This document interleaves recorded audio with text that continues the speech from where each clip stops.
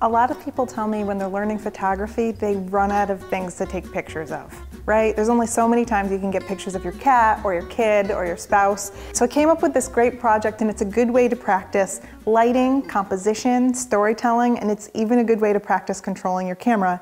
And so we're gonna be doing a product photography shoot. You can choose anything that you want to take a picture of. I'm using a beauty product, it's a facial scrub. I like it and I think it's pretty packaging.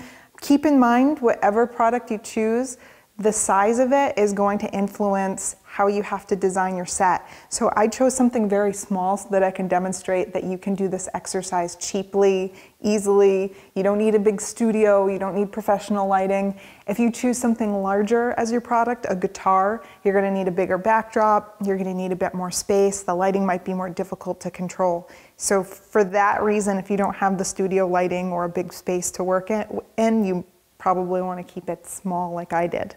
Everything that you see here, I already had around the house. And so I worked in the materials that I had into this exercise just to make it cheap and easy. So if you're choosing your item, choose something that you know. Maybe it's cookware, maybe it's a beauty product, maybe it's a liquor bottle and you have nice glasses. Be creative, it's a creative exercise, and the key here is to challenge yourself and to push yourself to think more creatively and think about your composition. When you choose your product, you're gonna start having to think about storytelling, right? So I chose a beauty product, and it's something that you typically use in your bathroom. I chose a bathroom type tile. I chose natural elements, since this is a brand that kind of touts naturalness and no chemicals. And it looks like the environment fits what the product should be. It's a part of the story. If I took, let's say, a vodka bottle and put it here, suddenly the whole set wouldn't make sense, even though it's nice. Why is there a walnut there? Why is the sprig here? Why are there tiles? You have to think of the whole context. So let's say you do choose vodka. Where would it be? Would you have a picture of it in the bathroom? Well, maybe that's how you roll, but that's probably not gonna look good in product photography. Is it a vodka where the brand would be typically drinking by younger people in the club? Or is it a very upper class brand that you think would be more like rich mahogany, maybe on a piano, maybe some velvet? Think about the story. Think about who would buy the product, where would they would use it, and what they want to convey with that product. Is it class? Is it wealth? Is it about the naturalness of the product?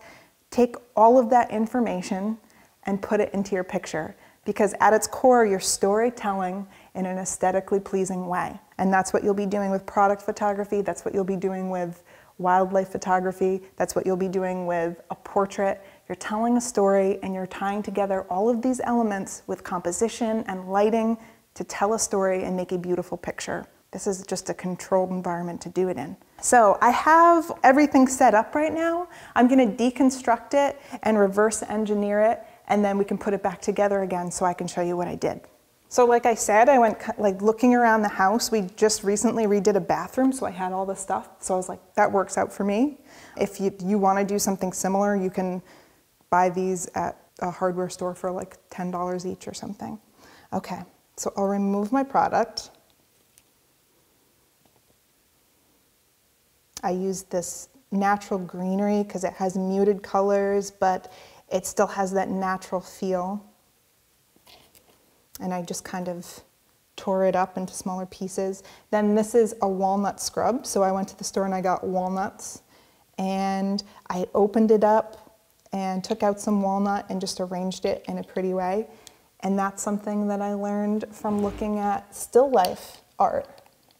And I think that that's a good thing for you to look at too. So if you go and you look at still life photography or still life paintings, it looks like a bowl of fruit when you first look at it. But if you start analyzing it, fruit is cut up in a beautiful way to show off the texture so that the light can glisten off of the wetness of the fruit. There's a lot of like textured fabrics, and everything is done with purpose. I have this cool sheet of rocks, and I thought that that was a good way to show like a natural environment but still have it be very polished but also add contrast. So I'll put this down here for now. The first thing I started with was just glossy white reflective tile. and I just kept it completely simple, just to get an idea for the light and how the product photographs. One thing you want to be mindful of are reflections. Sometimes you can see yourself in the reflection, and that's not good. You can use a white piece of paper to block that, a big poster board, or you can use reflectors, which is what we're going to be doing. So I'm going to call on Tony soon so that he can help me manage the light and the reflections. And then the other thing is you want to make sure that your product is clean. I have some water stains on here, so you just want to clean it up, because things that you don't notice in person with your eye will suddenly seem so much more obvious and visible once you take a picture. So you have your materials and your setup. You have to start worrying about your camera. I chose a lens with a shallow depth of field because I have this small set and I want to be able to blur out the background. I'm in manual mode because I want to be able to control everything. I want my ISO to be low so that there's not noise. I want my shutter speed to be as low as possible without having camera shake. And of course I want it to be exposed properly while still having a somewhat shallow depth of field. So let me try my test shot. And I'm just looking to see, make sure that the depth of field is not too shallow because I'm losing the form of the jar. We don't want it to be blurred towards the back of the jar. It starts to make it look fuzzy, the whole thing. So let me adjust that a bit. Good, so it's simple, it's clean, it's technically a product photo.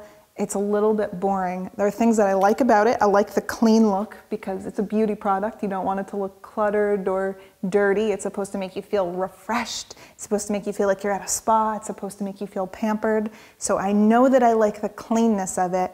I just like to try telling more story. So I'm gonna start adding in elements. So I'll start by just adding the walnuts and see where that gets me. And you'll learn in composition that things in threes are generally more aesthetically pleasing. You'll see it in design and art a lot. So if I just put one walnut, that's not really balanced, right? I have one walnut in the background, one cracked open to show the inside, add some interest, some texture. And then a piece in the front to show what's inside. If you're having trouble arranging your item, you can use like hot glue or something like that to keep everything together in place. No one's going to know.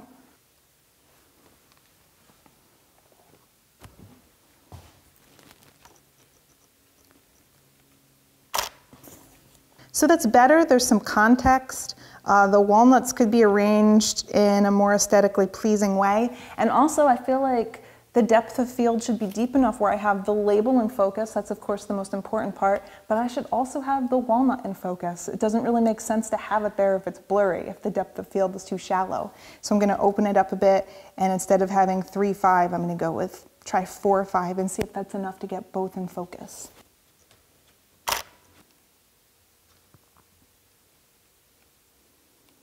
I'm zooming in really closely and looking at every detail, because with a small item like this, every detail is important.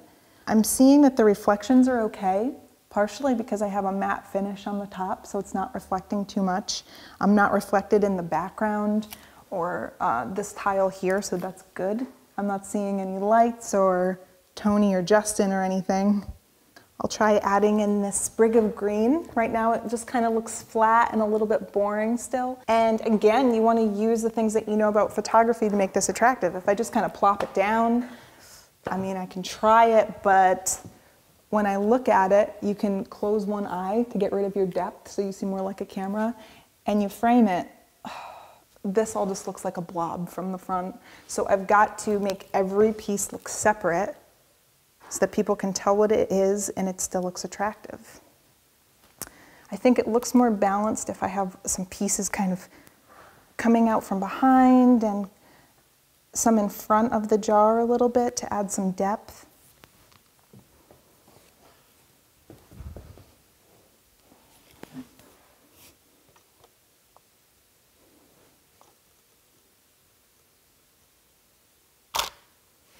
I think that looks better. But I actually think that the reflections on the bottom tile are a little bit distracting for me. So I'm gonna try using my stone bottom again. So I'll remove these. This slippery tile, it's also not letting me hold up the walnuts the way that I want, and I could use glue, but I'm gonna try this stone first anyway. Here's one tricky thing about this, because I'm kind of just like bootstrapping this, right? And improvising. This is a tile with a mesh back, and there's no grout, so I can't show the mesh back. And the way that I can work around that is by not shooting down on it, which is not what I want to do anyway. I can also reduce the look of it by putting something dark underneath it. So a black piece of paper or something would work well, but I think that I can work around it. Hold on.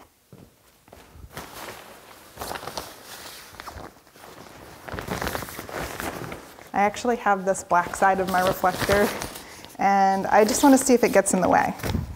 I'll try it.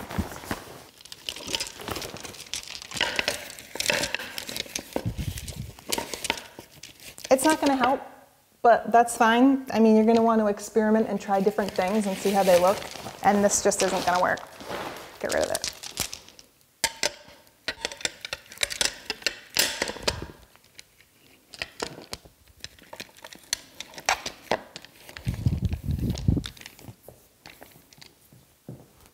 I want to make sure, this is an uneven surface, but I want to make sure that this is even. Not like tilted down or anything like that. Still clean.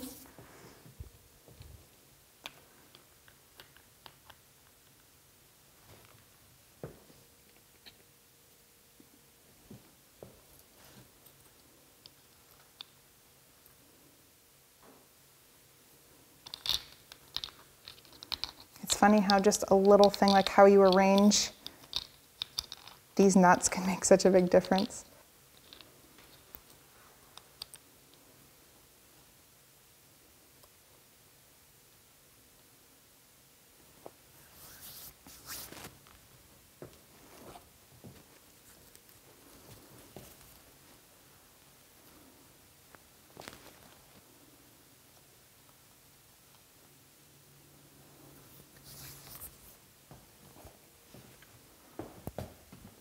Okay, and now making sure I don't get any of this in the bottom of the frame. I have to be mindful to not get the chair in there, but it's fine, I have plenty of room. And I don't even see that white mesh because I'm just kind of level with it, so it's not really a problem. I'm making sure that I'm not overexposing the highlights. I don't want to make the glare on the metal so bright that it can't be recovered. And my walnut is in focus. That's nice. This side of this little piece of walnut is kind of ugly, so I'm going to turn it so that the broken part isn't showing. Look at your little tiny details.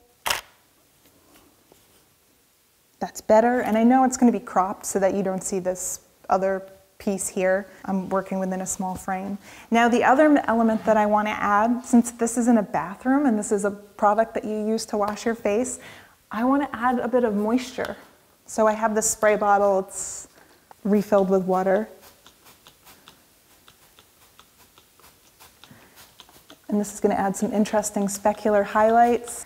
And I want to put a little sprig of green here too, just to kind of tie in this background element here.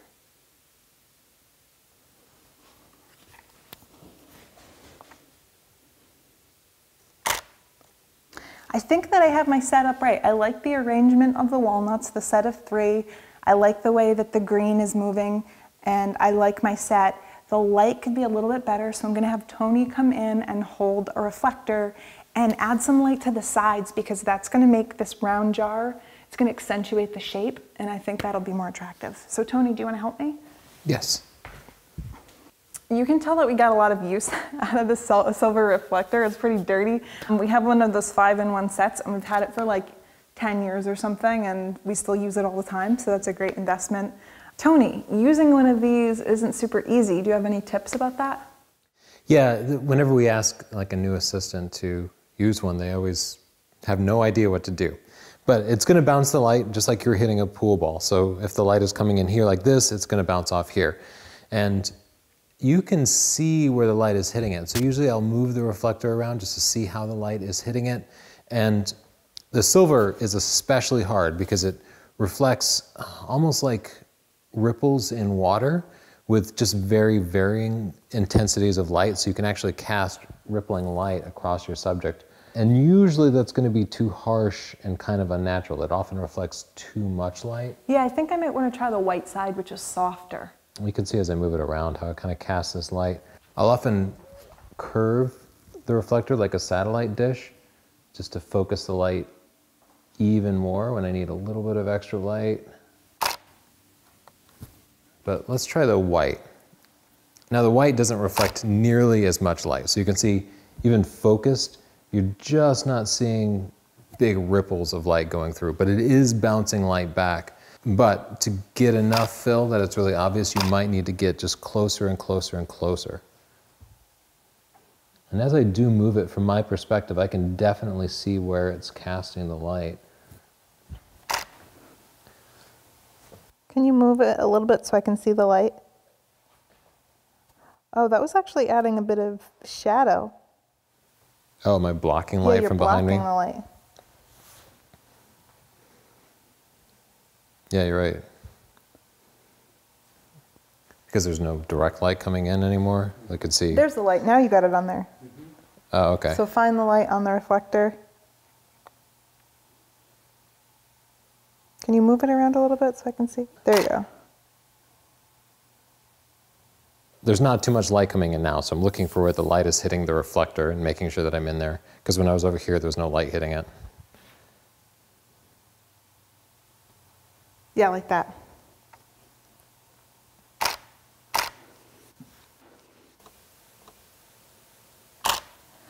So when you're taking your pictures, you want to think about the final destination of the photo. Your client might want it a vertical aspect ratio if they want it in a magazine, or they might want it a 1-to-1 ratio if they want it on Instagram as an ad. So shoot it multiple different ways and leave room to crop in case you'd like to change it. I'm shooting a little bit wider. I know there are things that I need to crop. Another thing I keep in mind is my editing capabilities. So if you're not very good at editing and you have a little bald spot in the tile like I do, that's something you'll probably want to fill before you take your pictures into Lightroom or Photoshop or wherever you're editing them.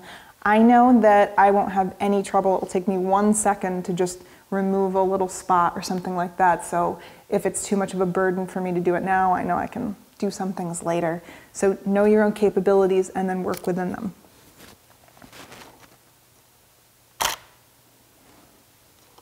To add more depth and shape to the lid is a little kicker light, and it's just a cell phone flashlight. Of course, if you have studio lighting, you can do that, but if you're just practicing and you don't have all that stuff, it doesn't hurt to just kind of improvise.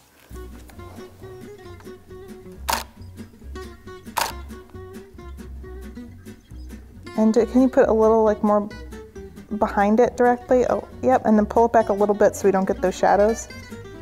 There you go, and then work that reflector for me.